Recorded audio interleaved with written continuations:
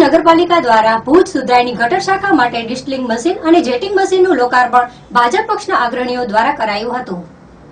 તારીખ 19/3ના રોજ યોજાયેલી સામાન્ય સભા બાદ ભુજ નગરપાલિકા દ્વારા ભુજ સુધરાઈની ગટર શાખામાં 2 ડિસ્ટિલિંગ મશીન તેમજ 1 જેટિંગ મશીનનું લોકાર્પણ કરવામાં આવ્યું હતું, જે મશીનો મનોરંજન કરની રૂપિયા 19 લાખની ગ્રાન્ટમાંથી ફાળવવામાં આવ્યા હતા, જેમાં જિલ્લા ભાજપના અધ્યક્ષ કેશુભાઈ પટેલ, ભુજ વિભાગના ધારાસભ્ય નીમાબેન આચાર્ય, નગરપતિ અશોકભાઈ હાથી, શહેર પ્રમુખ નવીન લાલન તેમજ નગરપાલિકાના ઉપપ્રમુખ સુશીલાબેન આચાર્ય, ચીફ ઓફિસર સંજયભાઈ પટેલ ઉપસ્થિત રહ્યા હતા।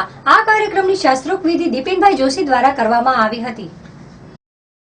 આજે ભુજ નગરપાલિકાની સામાન્ય સભાનું આયોજન કરવામાં આવ્યું હતું। એનામાં બજેટનો પ્રસાર કરવામાં આવ્યો। ટોટલ 96 કરોડ 71 લાખનો બજેટ ઠરાવ કરવામાં આવ્યો અને પાલી આપવામાં આવી બધે ને અલગ અલગ એજન્ડા મુજબ ને જે કારોબારીમાં થયેલા ઠરાવ એને પણ બાલી આપવામાં આવી।